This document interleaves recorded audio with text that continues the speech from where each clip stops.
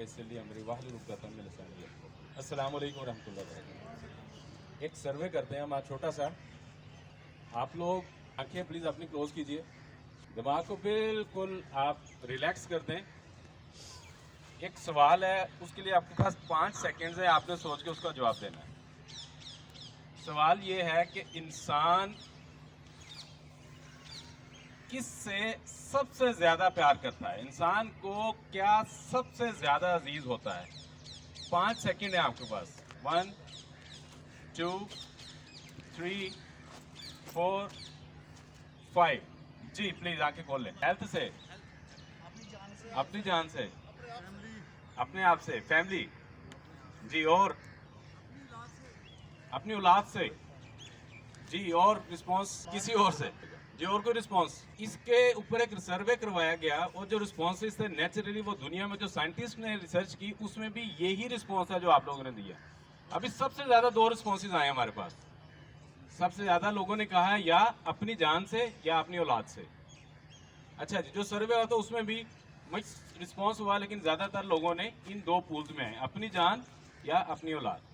तो साइंटिस्ट ने कहा कि हम इसको एक्सपेरिमेंट करते हैं, हम देखते हैं। जो नफ्सियाती तजर्बात होते हैं वो आमतौर के ऊपर बंदरों पे किए जाते हैं। बंदर क्योंकि उसका दिमाग इंसान के दिमाग के बहुत क्लोज है, तो इसलिए उसको इस्तेमाल किया जाता है बहुत सारी ऐसी चीज़ों को, इस तरह के जो कॉम्प्लिकेटेड जो बिहेवियर्स हैं उनको आइडेंटिफाई करने के लिए।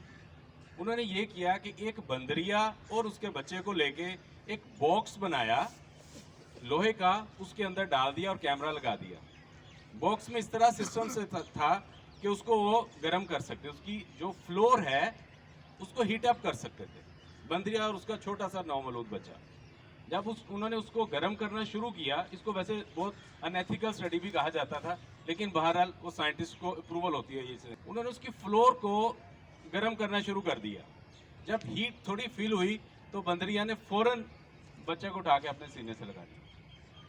तो एक ग्रुप जो साइंटिस्ट का था उन्होंने कहा, देखा हमने कहा था ना इंसान अपनी औलाद से सबसे ज्यादा प्यार करता है। दूसरों ने कहा नहीं, अभी रुके, अभी देखते हैं मजीद आगे क्या चलता है। उन्होंने उसको और गर्म किया, उन्होंने उसको और गर्म किया। जब ज्यादा बर्दाश्त से बाहर हो गया तो बंदरिया ने बच्चा नीचे रख के उसके ऊपर खड़ी हो गई। उन्होंने उस वक्त उसको बंद कर दिया। कंक्लूजन उस स्टडी की बड़ी पॉपुलर हुई थी, बड़ी बुक्स में भी इसका जिक्र है। कंक्लूजन इसका ये है कि इंसान अपनी जान से सबसे ज्यादा प्यार करता है।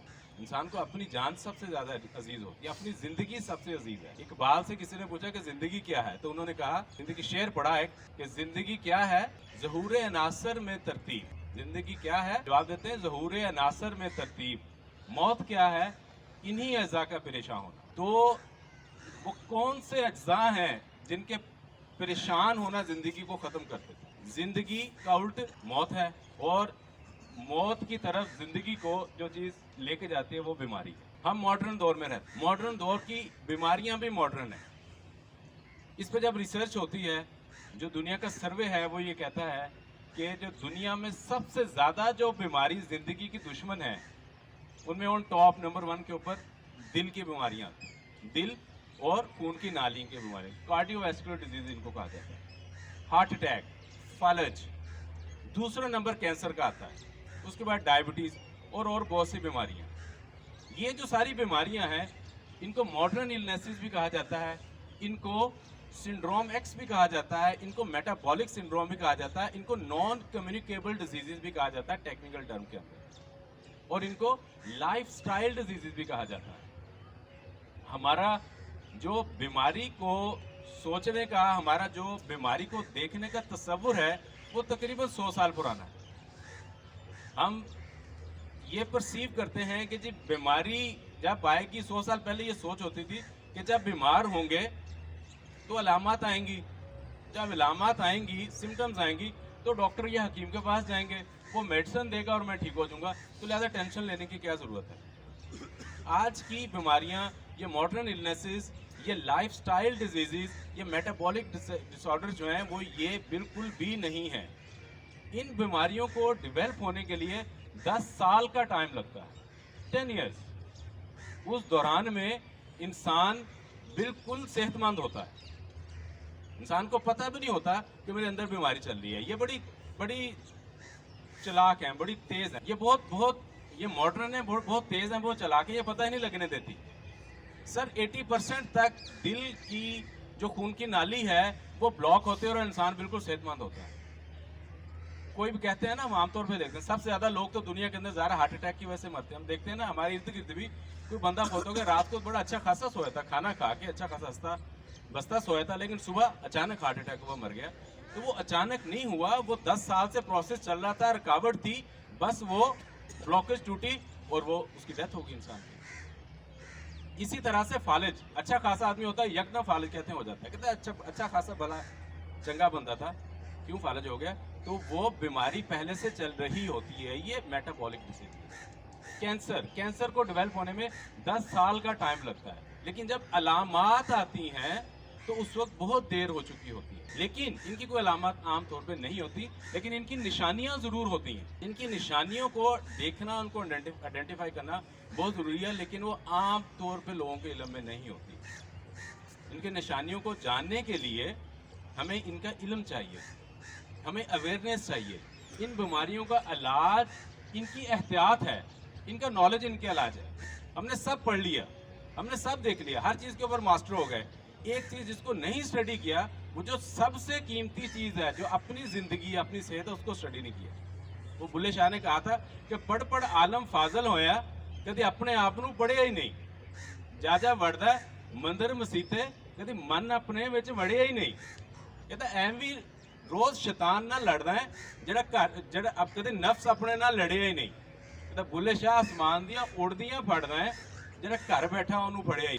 तो सब सीख लिया, सब जान लिया, बिजनेसेस भी कर लिए, साइंटिस्ट भी बन गए, लेकिन ये जो सबसे कीमती चीज़ जो अपनी ज़िंदगी है, अपनी जान है, अपनी सेहत है, इसको नहीं जाना, इसकी परवाह नहीं की। ये हमारी प्रायोरिटीज़ में लीस्ट प्रायोरिटी के ऊपर आ गया अनफॉर्चुनेटली। हम आपको बताएंगे जी, हम आपको एजुकेट करेंगे, हम बताएंगे वो कौन से अनासर हैं जिनकी परेशानी ज़िंदगी को मुतासर करती है, वो अपने आप को किस तरह से पढ़ना है और इस मॉडर्न दौर के साथ चलना है। इन बीमारियों से, इन जानलेवा बीमारियों से हमने बचना है। इसके अंदर 3 चीज़ें बड़ी इंपॉर्टेंट होती हैं जब हम इन डिजीज़ को डिस्कस करते हैं। उसको कहते हैं what, why and how. What से मुराद है कि जिस बीमारी को हम डिस्कस कर रहे हैं, ये बीमारी असल में क्या है। व्हाई से मुराद है कि ये क्यों है, क्यों पैदा होती है। हाउ है कि इसको किस तरह से इलाज करना है। तो कैंसर के मतलब लास्ट टाइम जो हमने व्हाट के ऊपर बात की थी, हमने कोशिश की थी आपको कम्युनिकेट करने की कि कैंसर असल में क्या होता है। हमने मुख्तसर में अगर उसको रिवैम्प करूं तो कैंसर जिस्म के अंदर एबनॉर्मल सेल्स की अनकंट्रोल्ड ग्रोथ होती है और वो इतने ज़्यादा बॉडी में पैदा होने शुरू हो जाते हैं और हमारा जिस्म, हमारा इम्यून सिस्टम उनको बॉडी से रिमूव नहीं कर पा रहा होता और वो एक गिल्टी की आमतौर पे शक्ल इख्तियार कर लेते हैं। इस चीज़ को कैंसर कहा जाता है। हमारे जिस्म में रोज़ाना 1 अरब से ज़्यादा नए खुलिये बनते हैं और इतने खुलियों की डेथ भी होती है। एक बैलेंस कुदरत ने मेंटेन किया हुआ है और 10,000 से ज़्यादा हर इंसान के जिस्म में रोज़ाना कैंसर सेल्स भी बनते हैं और वो हमारा इम्यून सिस्टम उनको रिमूव भी कर रहा होता है। प्रॉब्लम तब आता है जब बॉडी को अब्यूज बॉडी का बढ़ जाता है, जब कैंसर सेल ज़्यादा बनने शुरू हो जाते हैं और इम्यून सिस्टम की ताकत कम हो जाती है, तो वो कैंसर की शक्ल इख्तियार करती है। कैंसर की बीमारी जो है ये एक सांप की तरह है। जिस तरह से सांप का कहते हैं कि आधे लोग तो सांप के खौफ से मर जाते हैं और आधे लोगों को शायद सांप का जहर मारता है। कैंसर का खौफ बहुत ज़्यादा हो गया और इसके खौफ से ही, या अगर हम ऑन द अदर वर्ड करें, अनफॉर्चुनेटली कैंसर को ट्रीट करने के लिए जो हमारा करंट हेल्थ केयर सिस्टम है, जिसको हम मॉडर्न मेडिसिन कहते हैं या वेस्टर्न मेडिसिन सिस्टम कहते हैं, अनफॉर्चुनेटली इन मेटाबॉलिक डिसऑर्डर्स या इन नॉन कम्युनिकेबल डिजीज़ को वो हैंडल करने में बिल्कुल नाकाम है। और ख़ास तौर पे कैंसर की बात करें, कैंसर का जो इलाज है वो कहते हैं कि आधे लोग कैंसर के इलाज के दौरान उसके इलाज की वजह से मर जाते हैं अनफॉर्चुनेटली, और आधे लोगों को उस इलाज की वजह से जो बॉडी का इम्यून सिस्टम और बॉडी की जो हेल्थ मुतासर हुई होती है, उसके बाद 3, 4, 5 साल के बाद फिर वो कैंसर आ जाता है और बॉडी में ताकत नहीं होती उसके साथ फाइट करने की और उसकी वजह से मर जाता है। तो जो इम्पोर्टेंट चीज़ है, इसका नाम क्या है, लाइफस्टाइल की बीमारी है। नाम क्या है, non communicable disease, metabolic disorder है। इसको हमने समझना है कि क्या मेटाबॉलिक के अंदर, मेटाबॉलिक क्या है, हमारे ये इंजन की सेहत मेटाबॉलिज्म, ये हमारा इंजन है। मैं कहता हूँ ये दिल, फेफड़े, गुर्दे, मैदा, आंतें, ये हमारा सारा, हमारा जैसे गाड़ी का इंजन है, ये हमारा इंजन है। इस इंजन के अंदर लाखों की तादाद के अंदर केमिकल रिएक्शंस हर वक्त हो रहे हैं, तब भी हम जिंदा हैं और अपने फंक्शंस कर रहे हैं। तो इस इंजन की जो खराबी है उसका नाम मेटाबॉलिक डिसऑर्डर है, तब मेटाबॉलिज्म डिस्टर्ब होता है। तो आज हम वाई पे बात करेंगे, कैंसर क्यों होता है। 3 चीजें आप याद कर लीजिए, 3 चीजें बुनियादी चीजें अपने ज़हन नशीन कर लीजिए। एक है टॉक्सिसिटी, दूसरा है डेफिशिएंसी और तीसरा है स्ट्रेस। 3 बुनियादी चीजें। टॉक्सिसिटी से मुराद है किसी चीज का जहरीलापन, किसी चीज का जहर होना, बॉडी को किसी चीज का डैमेज करना, that is called toxicity. Deficiency से मुराद है खुराक के अंदर, हमारी खुराक में मौजूद वो ज़रूरी अनासर जो कुदरत ने ज़रूरी रखे हैं, जिनको लेना हमारे लिए ज़रूरी है, उनमें से कुछ की कमी होना, ये डेफिशिएंसी है। और स्ट्रेस आप लोग बहुत बेहतर जानते हैं, स्ट्रेस क्या है। आज का इंसान एक परसिस्टेंट क्रॉनिक स्ट्रेस के अंदर हर वक्त अवेलेबल है, इमोशनल स्ट्रेस। तो टॉक्सिसिटी से हम कहते हैं, लास्ट हमने थोड़ी सी बात की थी, टॉक्सिसिटी के अंदर जो ज़रूरी चीज़ें हैं उनमें ऑन टॉप रेडिएशन, शुआएं। वो मसाना कहता है ना एक ड्रामे के अंदर के शुआवां दा चक्कर है, वो ड्रामा सारा वो यही कहता रहता है। तो शुआएं सर, दुनिया को 3 चीज़ों ने, अभी तकरीबन इन 3 चीज़ों ने अपने शिकंजे में लिया होगा। शुआएं या रेडिएशंस, रेज हम कहें, सेकंड केमिकल्स, और थर्ड नंबर के ऊपर है जेनेटिकली मॉडिफाइड ऑर्गेनिज्म, जीएमओस। इन 3 चीज़ों की टॉक्सिसिटी से तकरीबन हर इंसान मुतासर हो रहा है। तो शुआएं क्या हैं, रेडिएशंस क्या हैं, ultraviolet radiation, X rays, gamma rays, microwave radiation, और उसके अलावा इलेक्ट्रोमैग्नेटिक फील्ड। आपके जिससे हम बहुत ज़्यादा मुतासर हैं, जिनसे हमारा बहुत ज़्यादा इंटरेक्शन है, वो हमारे मोबाइल की शुआएं हैं। मोबाइल की रेडिएशन, मोबाइल के टावर से निकलने वाली रेडिएशन, जिन लोगों के घर मोबाइल टावर के आसपास होते हैं वो उससे बहुत ज़्यादा मुतासर होते हैं। मोबाइल फ़ोन का जो सिग्नल रिसीव करता है वो वाली रेडिएशन, वो शुआएं। Mobile phone wifi radiation extremely harmful है हेल्थ के लिए।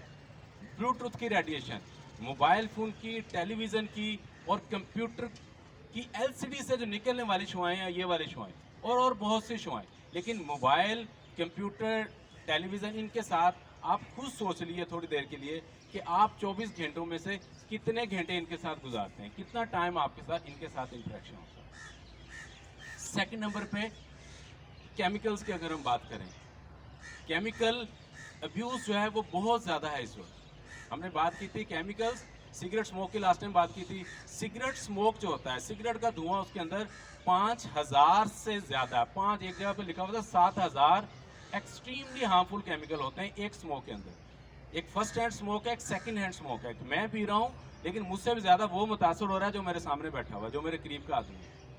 5000 में से 70 केमिकल्स इस तरह के हैं जो कि नॉन और कंफर्म कार्सिनोजेंस हैं। कार्सिनोजेन वो सब्सटेंस है जो सेल के अंदर जाके उसकी डीएनए को डैमेज करता है, इसको कार्सिनोजेन कहते हैं, और ये नॉन है, ये डिक्लेयर्ड हैं। अगर आप WHO की या यूएन की वेबसाइट के ऊपर जाएं तो उसके ऊपर उन्होंने सारी लंबी लिस्ट भी दी हुई है, वो कौन से नॉन और कंफर्म कार्सिनोजेन है।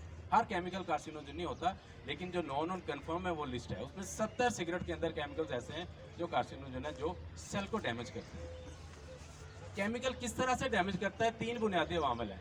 या तो कार्सिनोजेन होते हैं जो डीएनए को डैमेज करते हैं। लास्ट टाइम हमने डीएनए का और जीन का कॉन्सेप्ट अंडरस्टैंड किया था, वो कंट्रोल है पूरे सेल का। वो जब डैमेज होता है तो सेल की अनकंट्रोल्ड ग्रोथ होना शुरू हो जाती है। या केमिकल कार्सिनोजेन होते हैं, या केमिकल हार्मोन डिसरप्टिव्स होते हैं। हमारा पूरा निज़ाम हार्मोन से चल रहा है। तो केमिकल, तकरीबन मेजॉरिटी केमिकल जो हमारे आमतौर पर इस्तेमाल के अंदर हैं, ये हार्मोन के बैलेंस को लाजमी ख़राब करते हैं। और या केमिकल ऑक्सीडेटिव स्ट्रेस करते हैं, जंग लगने का अमल करते हैं। जंग किसी भी, आप देखें लोहे को जंग लगता है ना, एक सेब को अगर आप काट के थोड़ी देर रखते हैं तो वो काला हो जाता है, ये ऑक्सीडेशन है। अगर आप आलूओं को काट के रख देते हैं वो काले हो जाते हैं, ये ऑक्सीडेशन होती है। ये एक अमल है, लोहे में जंग लगने का भी यही अमल है, हमारे अंदर भी यही अमल होता है जब केमिकल मुसलसल हमारी बॉडी का केमिकल से इंटरेक्शन होगा। उसका ऑक्सीडेटिव स्ट्रेस करते हैं। तो इन 3 तरीकों से केमिकल हमें डैमेज कर रहा होता है मुसलसल। ये याद रखें, जो अवामल मैं आपको बताऊंगा, ऐसा नहीं है कि ये किसी बंदे का उससे इंटरेक्शन हुआ और खुदा ना खास्ता उसको अगले दिन कैंसर हो जाएगा। इनका मुसलसल इनके साथ हमारी बॉडी का जो इंटरेक्शन है वो मुसलसल 8-10 साल के टाइम के अंदर जाके वो थोड़ा थोड़ा करके स्लो पॉइजन की तरह बॉडी को डैमेज कर रहा होता है, और अल्टीमेटली कुछ लोगों में खुदा ना खास्ता वो कैंसर की सूरत में सामने आता है। तो सिगरेट्स बहुत हमने बात की।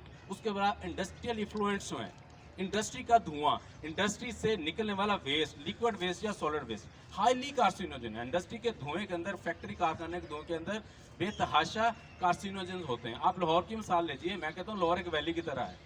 हम जैसे वैली नीचे वो आबादी होती है और ऊपर इर्द गिर्द पहाड़ होते हैं, हम ये ऐसी आबादी है जिसके इर्द गिर्द इंडस्ट्रीज के पहाड़ हैं। ये शेखपुरा रोड, ये Gujranwala GT road, Multan road, ये फिरोजपुर रोड, आप रायवन रोड, कोई भी ले लें, कितनी ज़्यादा इंडस्ट्रीज हैं, हज़ारों लाखों की तादाद में इंडस्ट्रीज हैं। वो डेली वो धुआं छोड़ रही हैं, डेली वेस्ट निकाल रही हैं, और वो जाहिर है ये जो वेस्ट है ये भी कई तरीके से हमें डैमेज कर रहा है। फॉर एग्जांपल, ये जब पानी ज़मीन में अंदर जाता है तो ज़ेर ज़मीन जो पानी है उसको ये पोल्यूट करता है। आर्सेनिक आप लोगों ने सुना होगा, कन्फर्म कार्सिनोजन है जो इसके अंदर है, और ज़ेर ज़मीन पानी में आता है, वो हम पी रहे होते हैं। ये जब फसल को लगता है, हमारे यहाँ इर्द गिर्द की फसलें अक्सर इन पानी से शराब की जाती थी पहले, आप पता नहीं है या नहीं है, तो ये उस फसल के अंदर, उस खाने पीने की चीज़ के अंदर आ जाता है, तब हमारे समय आता है। ये दरिया या समंदर में जब जाता है तो आबी हयात को ये डैमेज करता है। ये इतना बुरा है, लेकिन इनके ऊपर कवानीन अवेलेबल है, दुनिया ने इनको आइडेंटिफाई किया हुआ है। अनफॉर्चुनेटली हमारे यहाँ ये इतने अप्लाई नहीं हो रहे। ये गवर्नमेंट का काम है। 50% तक कैंसर के अमकानात को सिर्फ गवर्नमेंट ख़त्म कर सकती है, 50% तक। वो तमाम इंटरनेशनल कवानीन जो इंडस्ट्री से रिलेटेड हैं, जो केमिकल से मुतल्लिक हैं, जो सिगरेट से मुतल्लिक हैं। अब क्या मसला है, आप गवर्नमेंट कह दे कल से सिगरेट बंद है तो सिगरेट बंद हो जाएगी। मैं एज पर जो इंटरनेशनल डाटा उसकी बात कर रहा हूँ, वो कंट्री टू कंट्री वेरिएबल हो सकता है। तो 50% तक वो लिखा हुआ है कि जी 50% तक ये, अगर ये वो आप ये अनकंट्रोलेबल फैक्टर हैं, ये वो जिनमें आपके इतना डायरेक्ट रोल नहीं। आप किसी फैक्ट्री बंद नहीं कर सकते, आप रोड पर जाते हुए धुआं छोड़ती गाड़ी को बंद नहीं कर सकते, या आप स्मोकिंग को बंद नहीं कर सकते, या आप बीड़ा और पान और ये जो चीज़ें उनको बंद नहीं कर सकते। ये सारे कार्सिनोजन हैं। बहरहाल हम उन पे ज़्यादा फोकस नहीं करेंगे जो अनकंट्रोलेबल हैं, हम उन पे फोकस करेंगे जो हमारे कंट्रोल के अंदर, जिनमें हमारा इख्तियार ज़्यादा है। तो उनके अंदर पर्सनल केयर प्रोडक्ट्स आती हैं सर। पर्सनल केयर प्रोडक्ट वो तो मेरे इख्तियार में है ना, मैं लगाऊँ या ना लगाऊँ।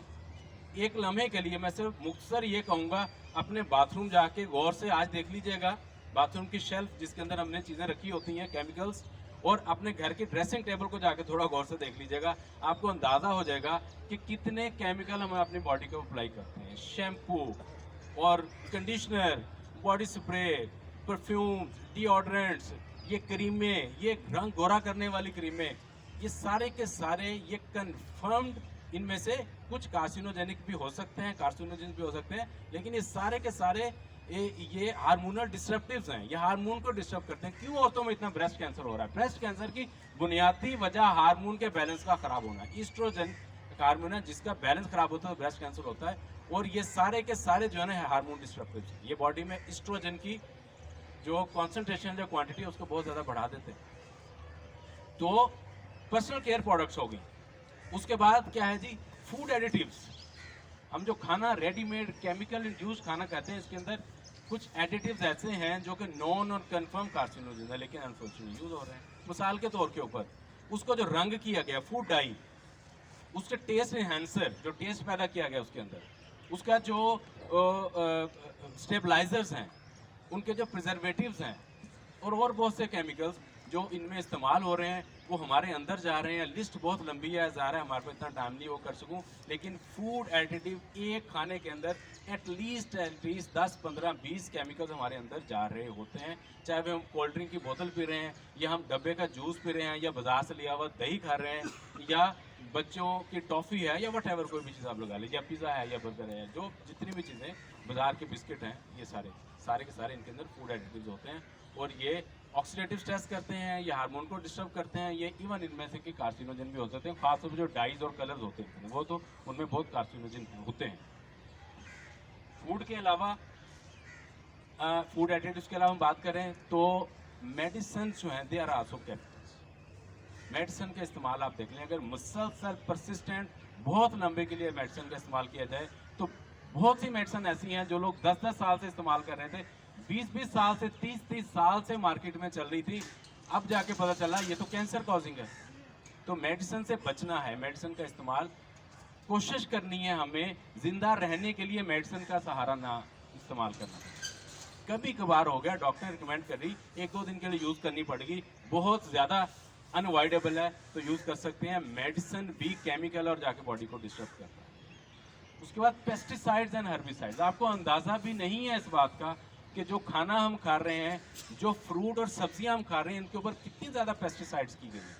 DDT के नाम से एक पेस्टिसाइड थी जो कि पूरी दुनिया में बैन हो गई, जो कंफर्म कार्सिनोजन है, अनफॉर्चुनेटली हमारे यहाँ इस्तेमाल हो रही है। ये टैल्कम पाउडर मैंने लास्ट टाइम भी जिक्र किया था, कंफर्म कार्सिनोजन है, हमारे यहाँ अभी भी बहुत सी पर्सनल केयर प्रोडक्ट्स के अंदर वो इस्तेमाल हो रहा है। तो पेस्टिसाइड्स के अंदर ये जो राउंड अप के नाम से एक हर्बिसाइड है, पूरी दुनिया में सबसे ज़्यादा इस्तेमाल होने वाला केमिकल है। आप ज़रा रिसर्च करके देखें कि एग्रीकल्चर के बंदे से पाकिस्तान में कितने लाखों टन वो इस्तेमाल हो रहा है, और वो हर उस वेजिटेबल के ऊपर और फ्रूट के ऊपर उनको स्प्रे किया जाता है, वो उनमें रहता है और वो इंसान को डैमेज करता है। तो पेस्टिसाइड्स एंड हर्बिसाइड्स का अनफॉर्चुनेटली बहुत ज़्यादा इस्तेमाल है। उसके अंदर हमारा क्या रोल हो सकता है? गवर्नमेंट का रोल ज़्यादा, वो इनको कंट्रोल करके इनको ख़त्म करे। 1960 या 65 में या कब फर्स्ट टाइम पाकिस्तान में पेस्टिसाइड आई थी, उसके बगैर उसके अलावा तो वो ऑर्गेनिक तरीक़ों से ही ये सारी की सारी कल्टीवेशन और सारी एग्रीकल्चर हो रही थी। ऑर्गेनिक खाना ढूंढने की कोशिश करें, ऑर्गेनिक नेचुरल देसी खुराक खाने की कोशिश कीजिए। हम गवर्नमेंट बंद कर सकती है, हम ये कर सकते हैं, हम उसे अवॉइड कर लें। तो पेस्टिसाइड्स और उसके अलावा मैंने एक और इम्पोर्टेंट बात याद की, तो वो जेनेटिकली मॉडिफाइड ऑर्गेनिजम्स, हमारे से बहुत से लोगों ने शायद इसका नाम भी पहले कभी ना सुना, GMO जिनको कहते हैं। ये जो सीड्स हैं, दुनिया में 2 कंपनी हैं जिनके पास पूरे दुनिया के सीड्स की मोनोपोली है। वो सीड जो है, गंदम का सीड, मकई, इसमें पाकिस्तान में जितनी भी मकई आ रही है वो सारी की सारी GMO है, जिनको आम ज़बान में हाइब्रिड कहते हैं। वो सारी सारी GMO है। उन्होंने उसका सीड का जीन चेंज कर दिया, किसी और वायरस का जीन उठा के इसके जीन के अंदर डाल दिया। वो ह्यूमन के साथ या किसी भी जानदार के साथ कंपेटिबल नहीं है। They are known and confirm carcinogen. BT cotton एक पाकिस्तान में भी लगती है, कॉटन का एक सीड इस तरह का है, ये खीरे, ये टमाटर, और उनमें बहुत सारे सीड्स ऐसे हैं जो कि GMO सीड्स हैं। आप और हम ये कर सकते हैं, हम इस पर थोड़ी सी पर्सनल रिसर्च करें, हम पता करें कि जो कौन कौन से सीड, उसकी क्या शक्ल है, जो जेनेटिकली मॉडिफाइड वाले सीड से चीज़ बनी है। GMO सीड से बनी हुई फ्रूट को, सब्जी को या किसी भी अनाज को अवॉइड करना इंतहाई ज़रूरी है।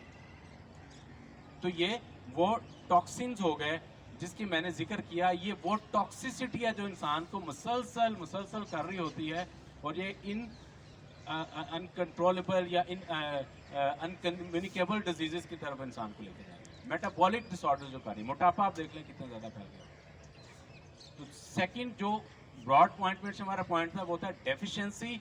बहुत से ज़रूरी अनासर हैं, बिल्कुल मुख्तसर करूँगा मैं, बहुत से ज़रूरी खुराक के अनासर हैं जिनको एसेंशियल न्यूट्रिएंट्स कहा जाता है, जो ज़िंदा रहने के लिए ज़रूरी हैं। हर चीज़ ज़िंदा रहने के लिए ज़रूरी नहीं है, चीनी ज़िंदा रहने के लिए ज़रूरत नहीं है, गंदम भी का जो कार्बोहाइड्रेट है वो एसेंशियल न्यूट्रिएंट नहीं है, लेकिन एसेंशियल फैटी एसिड्स होते हैं, एसेंशियल प्रोटीन्स होती हैं, अमाइनो एसिड्स होते हैं, विटामिन्स और मिनरल्स ये एसेंशियल होते हैं, ये ज़रूरी हैं। ये वो केमिकल है जो कुदरत ने डाले हैं नेचुरल चीज़ों के अंदर, इनका लेना ज़रूरी है। इनकी कमी भी बीमारी की तरफ लेके जाती है, और बहुत से ऐसे हैं जिनकी कमी इवन कैंसर कॉज करती है। विटामिन E की डेफिशिएंसी, विटामिन A की डेफिशिएंसी, विटामिन D की डेफिशिएंसी, सेलेनियम एक न्यूट्रिएंट है उसकी डेफिशिएंसी, जिंक एक मिनरल है उसकी डेफिशिएंसी। तो ये वो है जो नॉन है, कन्फर्म अगर हमारी खुराक में नहीं है, ये प्रोसेस्ड खाने, ये जेनेटिकली मॉडिफाइड खाने, ये खाने से इनके अंदर से ये केमिकल निकल गए हैं, ये कुदरत के एसेंशियल न्यूट्रिएंट्स, कुदरत के डाले हुए केमिकल में से निकल गए हैं। इसलिए विटामिन D का टेस्ट करवा लें, तकरीबन हर बंदा विटामिन D के अंदर आपको कमी का शिकार नजर आए। तो इसमें इंशाल्लाह किसी और दिन में इन डेफिशिएंसीज के ऊपर डिटेल में बात करेंगे। और लास्ट पॉइंट जो हमने है वो डेफिशिएंसी के अलावा स्ट्रेस का पॉइंट है। स्ट्रेस, मुसलसल स्ट्रेस इंसान को डैमेज कर रहा है। हमने पूरी डिटेल के अंदर लास्ट ईयर स्ट्रेस के ऊपर बात भी की थी। इंशाल्लाह किस टाइम में पूरा स्ट्रेस पे बात करने के नेक्स्ट में इंशाल्लाह ताला नेक्स्ट जो हमारी सिटिंग होगी, हमने व्हाट डिस्कस कर लिया, आज हमने वाई डिस्कस कर लिया, कैंसर क्यों होता है, और अब तीसरा जो पॉइंट हमारा आखिरी वो है हाउ, हमने कैंसर से किस तरह से बचना है। कैंसर से कैसे हमने अवॉइड करना है। इंशाल्लाह ताला नेक्स्ट टॉक के अंदर वो तमाम, ये बिल्कुल मुमकिन है, मायूसी की घबराने की बात बिल्कुल भी नहीं है। सिर्फ इसको समझना है, इनको अंडरस्टैंड करना है और एक नेचुरल बैलेंस्ड लाइफस्टाइल की तरफ जाना है, तो इंशाल्लाह कैंसर हमारा कुछ नहीं बिगाड़ सकता। याद रखिए, we are design to live and survive on this planet. ये ज़मीन, कुर्रा ज़मीन जो है, कुर्रा अर्थ जो है, ये हमारे लिए बनाई गई है, हम इस पे एलियन नहीं है। अल्लाह ताला ने वो तमाम हमें सिस्टम दिए हैं, वो तमाम निज़ाम दिया है। अगेन लर्न करने की और एजुकेशन की ज़रूरत है। वो तमाम सिस्टम अवेलेबल हैं जिनसे हम तमाम खतरा से हम इंशाअल्लाह ताला बच सकते हैं। आपका बहुत शुक्रिया जी। आपका